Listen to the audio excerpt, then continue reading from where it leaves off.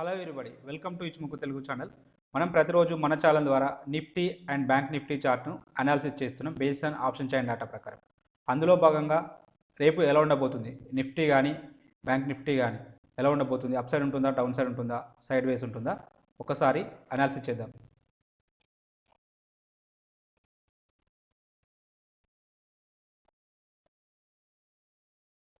ముందుగా Nifty intraday చార్ట్ను మనం analysis చేసినప్పుడు అకార్డింగ్ టు సిపిఆర్ ఇండికేటర్ ప్రకారం మనకు సిపిఆర్ బ్రేక్అవుట్ స్ట్రాటజీ అయితే వర్కౌట్ కావడం జరిగింది. ఎప్పుడైతే ఇలా నారో సిపిఆర్ వచ్చినప్పుడు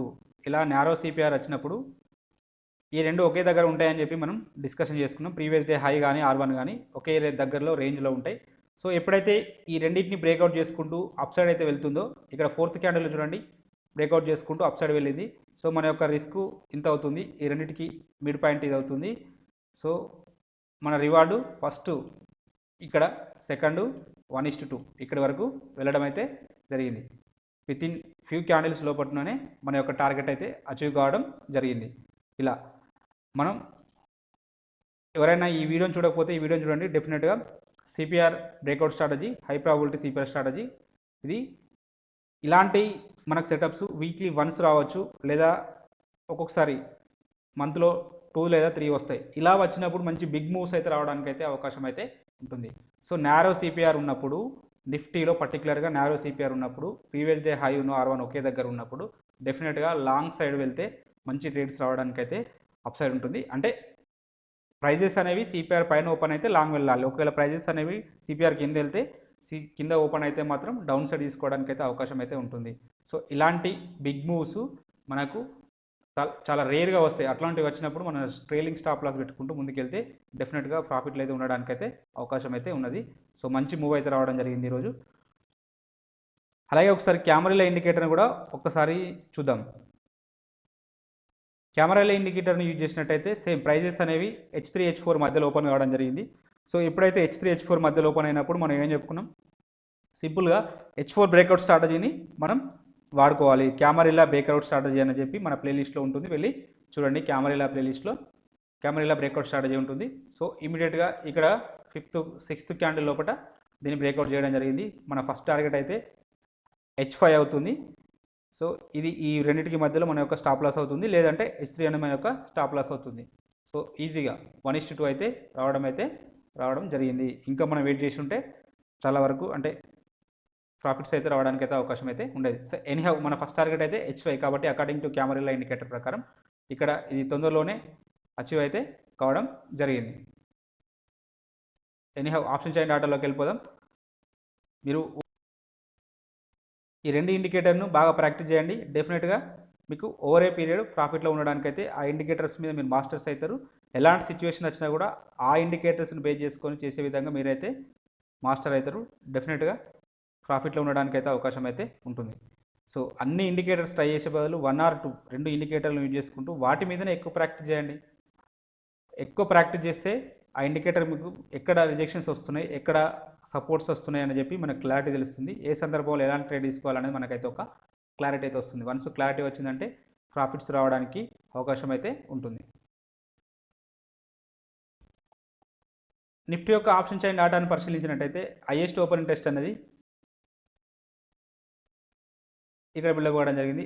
ఈ లెవెల్ వచ్చేసి 15,000 సైకలాజికల్ లెవెల్. అలాగే సెకండ్ హైయెస్ట్ ఓపెన్ ఇంట్రెస్ట్ అనేది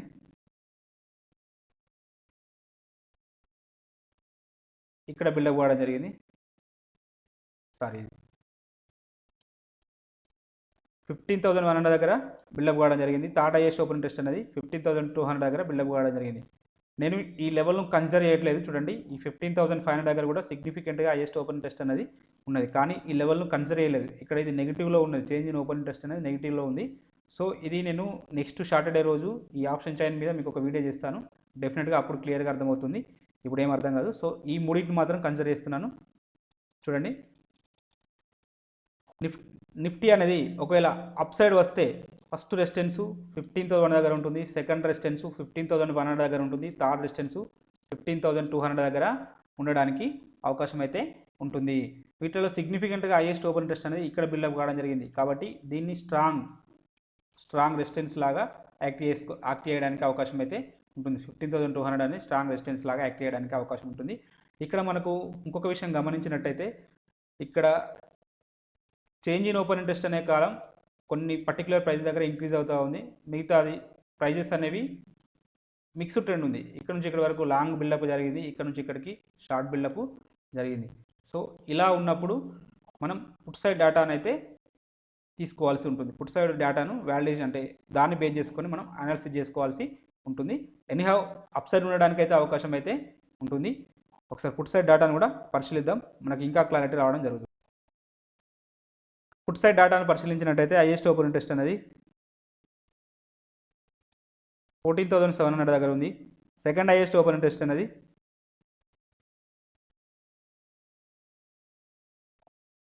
14,500 దగ్గర ఉంది. థర్డ్ హైయెస్ట్ ఓపెన్ ఇంట్రెస్ట్ అనేది 14,000 దగ్గర ఉన్నది. కాబట్టి నిఫ్టీ అనేది డౌన్ సైడ్ వస్తే ఫస్ట్ సపోర్ట్ ఇక్కడ తీసుకుంటుంది, సెకండ్ సపోర్ట్ ఇక్కడ తీసుకుంటుంది, థర్డ్ సపోర్ట్ 14,000 దగ్గర తీసుకోవడానికి అవకాశం ఉంటుంది. వీటిలో సిగ్నిఫికెంట్గా హైయెస్ట్ ఓపెన్ ఇంట్రెస్ట్ 14,700 దగ్గర బిల్డప్ అవ్వడం జరిగింది. కాబట్టి ఇది స్ట్రాంగ్ సపోర్ట్ లాగా యాక్ట్ చేస్తుంది. ఇన్ కేస్ నిఫ్టీ అనేది డౌన్ సైడ్ వస్తే ఇది స్ట్రాంగ్ సపోర్ట్ లాగా యాక్ట్ చేయడానికి అయితే అవకాశం అయితే ఉంటుంది. అలాగే ఓవరాల్ సినారియోని మనం పరిశీలించినప్పుడు చేంజ్ ఇన్ ఓపెన్ ఇంట్రెస్ట్ అనే కాలం ఇంక్రీజ్ అవుతూ ఉంది, ప్రైజెస్ అనేవి డౌన్ ఫాల్ వస్తూ ఉన్నాయి. కాబట్టి షార్ట్ బిల్డప్ జరిగింది.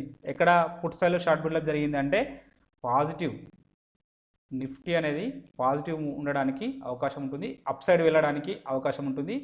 అలాగే మనకు వేరే కాల్లో చూసినప్పుడు సమ్ మిక్స్డ్ ట్రెండ్ ఉంది, అక్కడ లాంగ్ బిల్డప్ ఉంది, షార్ట్ బిల్డప్ ఉంది. సో మనం దీన్ని కన్సిడర్ చేసినప్పుడు మేబీ ఓవరాల్గా నిఫ్టీ అనేది రేపు అప్ సైడ్ ఉండడానికి అయితే అవకాశం అయితే ఉంది. ఎనీహౌ చూద్దాం ఏం జరుగుతుందో. అలాగే మన యొక్క ఫేవరెట్ ఇండికేటర్ అయిన ఇచ్చిముఖి ఇండికేటర్ ప్రకారం కూడా ఒక్కసారి అనాలిసిస్ చేద్దాం, మనకి ఇంకా క్లారిటీ రావడం జరుగుతుంది.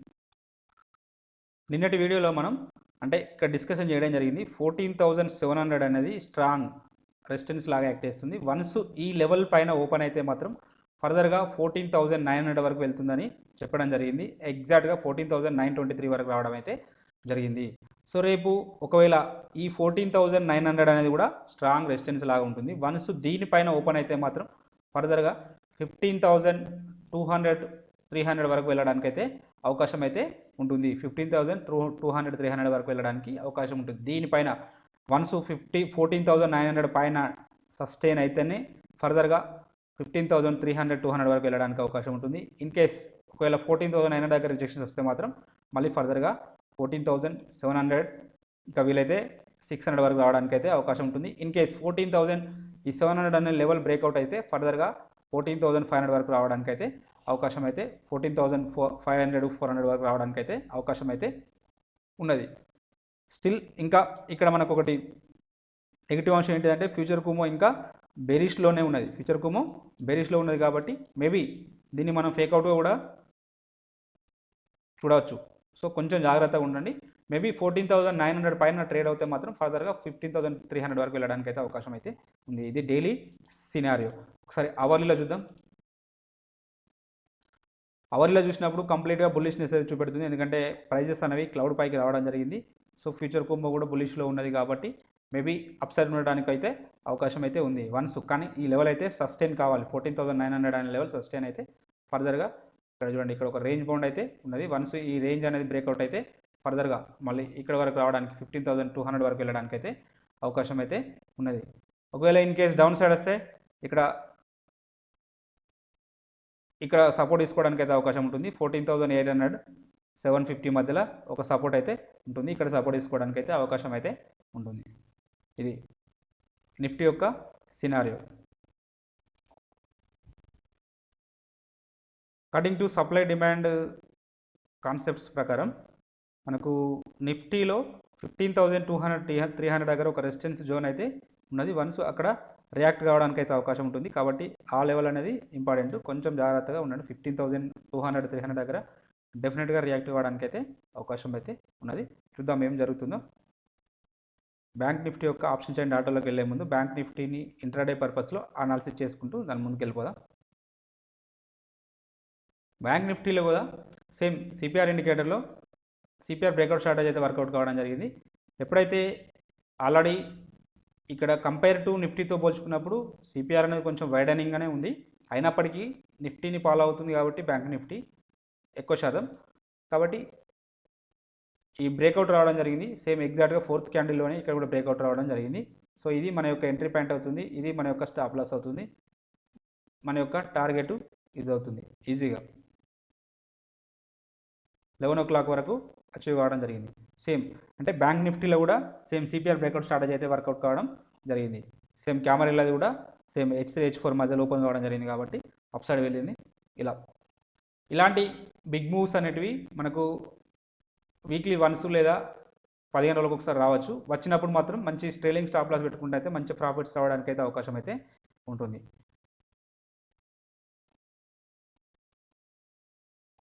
బ్యాంక్ నిఫ్టీ యొక్క ఆప్షన్ చైన్ డేటాను కాల్ సైడ్లో పరిశీలించినప్పుడు హైయెస్ట్ ఓపెన్ ఇంట్రెస్ట్ అనేది 35,000 దగ్గర బిల్డప్ కావడం జరిగింది. సెకండ్ హైయెస్ట్ ఓపెన్ ఇంట్రెస్ట్ అనేది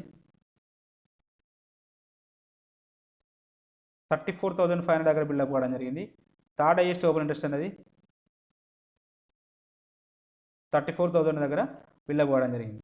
బ్యాంక్ నిఫ్టీ అనేది అప్ సైడ్ వస్తే ఫస్ట్ రెసిస్టెన్స్ ఇక్కడ ఉంటుంది, సెకండ్ రెసిస్టెన్స్ ఇక్కడ ఉంటుంది, థర్డ్ రెసిస్టెన్స్ ఇక్కడ ఉండడానికి అవకాశం ఉంటుంది. వీటిలో సిగ్నిఫికెంట్గా హైయెస్ట్ ఓపెన్ ఇంట్రెస్ట్ అనేది ఇక్కడ దీన్ని కన్సిడర్ చేయద్దు, దీన్ని కన్సిడర్ చేయాల్సిన అవసరం లేదు, ఇది నెగిటివ్లో ఉంది కాబట్టి దీన్ని కన్సిడర్ చేయాల్సిన అవసరం లేదు. సో అప్ సైడ్ వస్తే ఫస్ట్ రెసిస్టెన్స్ 34,500 దగ్గర ఉంటుంది, సెకండ్ రెసిస్టెన్స్ ఇక్కడ ఉండడానికి అవకాశం ఉంటుంది. సో వీటిలో సిగ్నిఫికెంట్గా హైయెస్ట్ ఓపెన్ ఇంట్రెస్ట్ అనేది ఇక్కడ బిల్డప్ కావడం జరిగింది కాబట్టి 34,000 అనేది స్ట్రాంగ్ రెసిస్టెన్స్ లాగా, 34,500 అనేది స్ట్రాంగ్ రెసిస్టెన్స్ లాగా యాక్ట్ చేయడానికి అవకాశం ఉండే లెవెల్. సరే, అలాగే మొత్తం ఓవరాల్ సినారియోని మనం పరిశీలించినప్పుడు చేంజ్ ఇన్ ఓపెన్ ఇంట్రెస్ట్ అనే కాలం ఇంక్రీజ్ అవుతూ ఉంది. ప్రైజెస్ అనేవి డౌన్ఫాల్, ప్రైజెస్ అనేవి కూడా ఇంక్రీజ్ అవుతున్నాయి, ప్రైజెస్ అనేవి కూడా ఆల్మోస్ట్ ఇంక్రీజ్ అవుతున్నాయి కాబట్టి లాంగ్ బిల్డప్ జరిగింది. సో బ్యాంక్ నిఫ్టీలో కాల్ సైడ్లో లాంగ్ బిల్డప్ జరిగింది కాబట్టి పాజిటివ్ ఉండడానికైతే అవకాశం అయితే ఉన్నది. అలాగే ఒకసారి పుట్ సైడ్ డేటాను అయితే పరిశీలిద్దాం.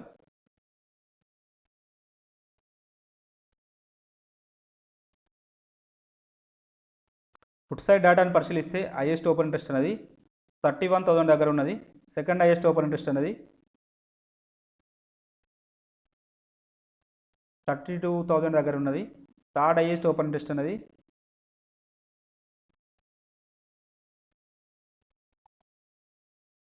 33,000 దగ్గర ఉన్నది. ఒకవేళ బ్యాంక్ నిఫ్టీ అనేది డౌన్ సైడ్ వస్తే ఫస్ట్ సపోర్ట్ ఇక్కడ తీసుకుంటుంది, సెకండ్ సపోర్ట్ ఇక్కడ తీసుకోవడానికి అవకాశం ఉంటుంది, థర్డ్ సపోర్ట్ ఇక్కడ తీసుకోవడానికి 31,000 దగ్గర తీసుకోవడానికి అవకాశం ఉంటుంది. వీటిలో సిగ్నిఫికెంట్గా హైయెస్ట్ ఓపెన్ ఇంట్రెస్ట్ ఒకే రోజు ఎక్కువగా బిల్డప్గా ఉన్న లెవెల్ వచ్చేసి ఇది 33,000 అనేది స్ట్రాంగ్ సపోర్ట్ లాగా యాక్ట్ చేస్తుంది. వన్స్ ఈ లెవెల్ బ్రేక్అవుట్ అయితే ఫర్దర్గా ఇక్కడ వరకు రావడానికి అయితే అవకాశం అయితే ఉంటుంది. సో ఇది స్ట్రాంగ్ సపోర్ట్ లాగా యాక్ట్ చేయడానికి అవకాశం ఉన్న లెవెల్. అలాగే మనం ఓవరాల్ సినారియోని పరిశీలించినప్పుడు చేంజ్ ఇన్ ఓపెన్ ఇంట్రెస్ట్ అనే కాలం ఇంక్రీజెస్ అవుతున్నాయి, ప్రైజెస్ అనేవి కూడా డౌన్ఫాల్ వస్తున్నాయి కాబట్టి షార్ట్ బిల్డప్ జరిగింది. పుట్ సైడ్లో షార్ట్ బిల్డప్ జరిగింది. పుట్ సైడ్లో షార్ట్ బిల్డప్ జరిగిందంటే బ్యాంక్ నిఫ్టీ అనేది రేపటి రోజున పాజిటివ్ ఉండడానికి అవకాశం ఉంటుంది. సో ఇవాళ ట్రెండ్ కంటిన్యూ చేయడానికి అయితే ఎక్కువ అవకాశం అయితే ఉన్నది. ఒకసారి ఇచ్ముఖి ఇండికేటర్ ప్రకారం కూడా అనాలిసిస్ చేద్దాం, మనకి ఇంకా క్లారిటీ రావడం. అకార్డింగ్ టు ఇచ్ముఖి ఇండికేటర్ ప్రకారం అయితే మంచి మార్బోజు బుల్లిష్ క్యాండిల్ అయితే రావడం జరిగింది. సో ఇది రేపు ఇక్కడ బ్రేక్అవుట్ కావడానికి ఛాన్స్ ఉంటుంది. ఇక్కడ ఎందుకంటే క్లౌడ్ అనేది వీక్గా ఉన్నది, ఓన్లీ 1 లైన్ దగ్గర ఉన్నది కాబట్టి ఇక్కడ బ్రేక్అవుట్ కావడానికి అవకాశం ఉంటుంది. సేమ్ ఇదే విషయం నేను ఒక 1 వీక్ బ్యాక్ చెప్పడం జరిగింది. ఒకవేళ బ్రేక్అవుట్ వస్తే ఎగ్జాక్ట్గా May 18th రోజు రావడానికి అవకాశం ఉంటుందని చెప్పాను. రేపు ఒకవేళ ఈ బ్రేక్అవుట్ రావడానికి అయితే అవకాశం అయితే ఉన్నది. ఎందుకంటే ఇక్కడ కూమో అనేది వీక్గా ఉన్నది కాబట్టి ఇలాంటి సందర్భంలో బ్రేక్అవుట్ రావడానికి అవకాశం ఉంటుంది. సో మళ్ళీ మనకి ఇక్కడ కన్ఫర్మేషన్ ఏంటిదంటే ఈరోజు మంచి మార్బోజు బులిష్ క్యాండిల్ రావడం జరిగింది కాబట్టి రేపు ఏ మాత్రం అవకాశం ఉన్నా కూడా డెఫినెట్గా ఈ గ్యాప్ల నుంచి బ్రేక్అవుట్ అయ్యి అప్ సైడ్ వస్తుంది. వన్స్ అప్ సైడ్ వస్తే ఇది ఈ కూమో కూడా బులిష్లోకి మారడానికి అయితే అవకాశం ఉంటుంది. అప్కమింగ్ డేస్లలో ఇది బులిష్లోకి మారితే మళ్ళీ ఈ 36 లెవెల్స్ 37,000 వరకు వెళ్ళడానికి అయితే అవకాశం ఉంటుంది నియర్ ఫ్యూచర్లో. ఎనీహౌ రేపు ఒకవేళ ఇక్కడ క్లోజ్ అయింది అక్కడ ఓపెన్ అయితే ఇక్కడ ఇమీడియట్గా ఈ 33,700 దగ్గర ఒక రెసిస్టెన్స్ అయితే ఉంటుంది. వన్స్ ఈ 33,700 పైన రెసిస్టెన్స్ అయిందనుకోండి, అంటే సస్టైన్ అయిందనుకోండి, సస్టైన్ అయితే డెఫినెట్గా 34,800 వరకు ఇక్కడ వరకు వెళ్ళడానికి అయితే అవకాశం అయితే ఉంటుంది. 1 సెకండ్.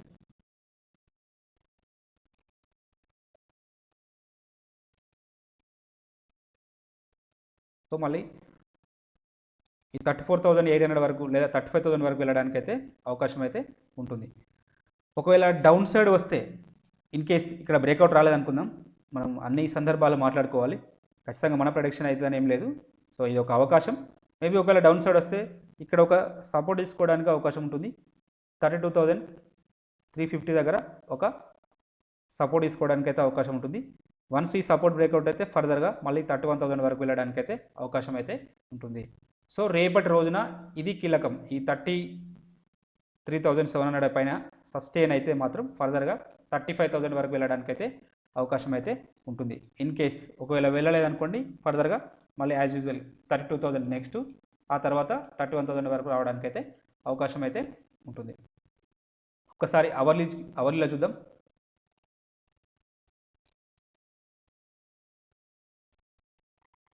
అవర్లో చూసినప్పుడు కంప్లీట్గా బులిష్నెస్ అయితే చూపెడుతుంది. సో మేబీ బులిష్నెస్ ఉండడానికైతే అవకాశం అయితే ఉన్నది. సో క్యాండిల్స్ అనేది క్లౌడ్ పైన ట్రేడ్ అవుతున్నది. ఫ్యూచర్ కుము 1 లైన్ దగ్గర అంటే ఒకే దగ్గర ఉన్నాయి కాబట్టి మేబీ క్యాండిల్స్ అనేది మూవ్ అయితే అటు వెళ్ళడానికి అవకాశం ఉంటుంది. మేబీ ఎక్కువ శాతం అయితే ఇది రైజింగ్ అవుతుంది కాబట్టి డెఫినెట్గా అప్ సైడ్ ఉండడానికి అయితే అవకాశం ఉంటుంది. అప్ సైడ్ ఉంటే ఫస్ట్ రెసిస్టెన్స్ ఈ 34,400 దగ్గర ఒక రెసిస్టెన్స్ అయితే ఉన్నది. వన్స్ ఇక్కడ వరకు వెళ్ళడానికి అవకాశం ఉంటుంది. అవర్లీలో ఈ 34,400 వరకు ఇక్కడ మేబీ ఏమైనా రిజెక్షన్స్ రావడానికి అవకాశం ఉంటుంది. వన్స్ ఇక్కడ ఇది కూడా ఈ బారియర్ని కూడా బ్రేక్అవుట్ చేసింది అనుకోండి, డెఫినెట్గా 35,000 వరకు వెళ్ళడానికి అయితే అవకాశం అయితే ఉంటుంది. ఒకవేళ ఈ క్లౌడ్ కిందికి వస్తే మాత్రం ఫర్దర్గా డౌన్ సైడ్ రావడానికి అయితే అవకాశం ఉంటుంది. 32,000 వరకు రావడానికి అయితే అవకాశం అయితే ఉంటుంది. అలాగే మనం డైలీ ఇంట్రాడే స్టాక్స్ను కొన్నిటిని పేపర్ ట్రేడింగ్ పర్పస్లో ఇవ్వడం జరుగుతుంది. వీటిని కూడా ఒకసారి వాచ్ లిస్ట్లో పెట్టుకొని ఈ సిపిఆర్ ఇండికేటర్ కానీ క్యామరల్ ఇండికేటర్ కానీ ప్రాక్టీస్ చేయండి. మీకు ఈ కంటెంట్ నచ్చినట్టయితే తప్పక లైక్ చేస్తూ షేర్ చేయగలరు, అలాగే సబ్స్క్రైబ్ చేసుకోగలరు. Thank you everybody.